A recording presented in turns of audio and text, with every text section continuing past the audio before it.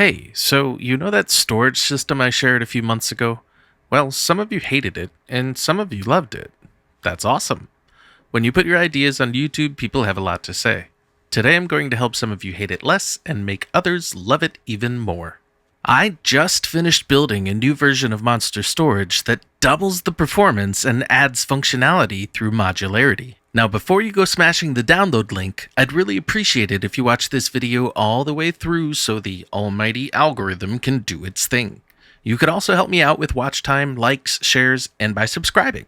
It's free.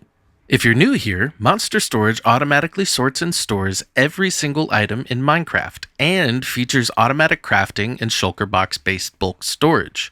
For all intents and purposes, this new design allows for infinite item storage. The download link in the description has the world save ready to go, a performance mod pack that you definitely want to use, a spreadsheet showing you where everything goes, and schematics for world edit and Lightmatica. If you need something different, you have all the tools you could want to customize Monster Storage however you like. Now let's talk about what changed in Monster Storage version 2. This version is running Minecraft 1.21.10 and will be fully compatible with 1.21.11 as soon as it drops. It has all the new stackable items for the Copper Age drop, but there are 0 new stackable items in the .11 drop. You can also use Monster Storage with older versions of Minecraft, but that takes some extra work. Check the FAQ on the download page for more information. Next, the bulk storage silos have been removed in favor of performance and modularity. This let me move the crafting level up so it's right below the main hallways. That means you can attach automatic crafters or shulker box loaders to any item in the system without losing performance by adding more hoppers. You can compact, expand, convert, or load shulker boxes all on one level by flipping a bypass lever for any item in storage. I've included examples of each redstone contraption on the crafting level. There's also a water transportation line ready to route your crafted items back into the system. Monster Storage version 2 also has small improvements to the ingest system, the non-stackable item storage, and the trash cans, but there are major changes in each hallway. Every hallway was redesigned with more aesthetic depth and expanded to 6 double chests per item. Now that we've covered the changes, let's talk about how we got here. While I was falling into the deep dark of the original video's comments section, I was tracking your ideas, concerns, and complaints. Many of you joined the Discord to ask questions, share your experiences, and show off your custom versions of Monster Storage. Thank you. Seriously. It's been awesome to see the community get involved. Without you, I'm just a guy screaming about hoppers into the purple flashy void of the end. I wasn't expecting hundreds of you to download my build. I never thought people would want this for their single-player worlds, and I never expected anyone would want a Lightmatica schematic to build this whole thing block by block. If that's you, you're wild. But so am I, and that's why we're here.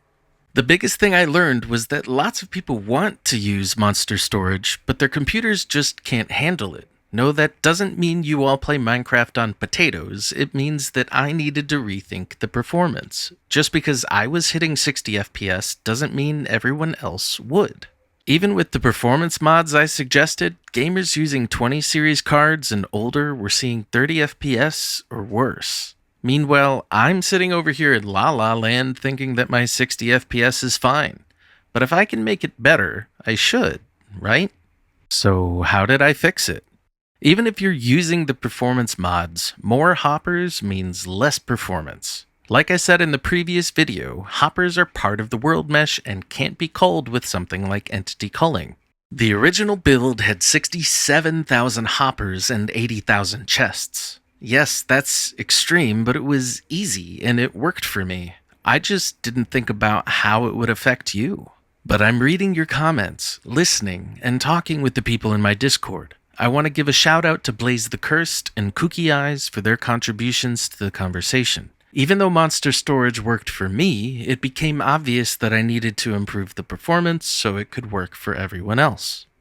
The best solution was to reduce the number of hoppers in the build. After playing with different configurations, I removed roughly 46,000 hoppers and 60,000 chests. Monster Storage version 2 uses only 20,000 hoppers and chests. That's why there's a massive boost in performance. Okay, so your next question would logically be, how can you remove that much stuff without removing functionality? That's a great question. My answer? Modularity.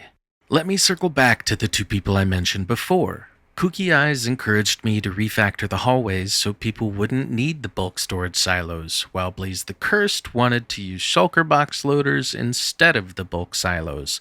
Well, you may be sensing a common theme here. People didn't like the massive chest silos, especially since they were hurting the performance of the build. Blaze the Cursed and Kooky Eyes downloaded the world and took a crack at modifying it themselves, but I eventually took over the work because I realized how important this was for the performance of monster storage. So I hopped into a creative world and invited Kooky Eyes to join me. We worked together to see these ideas through.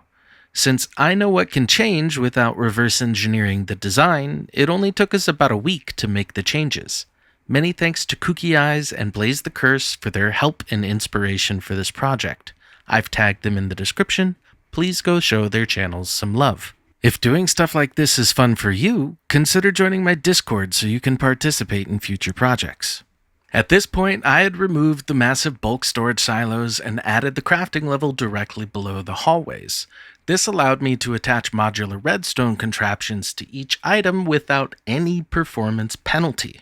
You heard that right. Monster Storage version 2 is modular. If you want automatic crafting, you can add one of my auto crafters to any item. If you want bulk storage, add a shulker box loader. The world download and schematics have examples of how to tile everything together. And yes, I said schematics. I heard you. You want schematics? You got schematics. The download page now includes the world save, a world edit schematic, and a Lightmatica schematic. If you're one of the brave souls who wants to build this block by block using Lightmatica, it's time for you to get to work. Obviously, you can still paste it into your world without all that effort.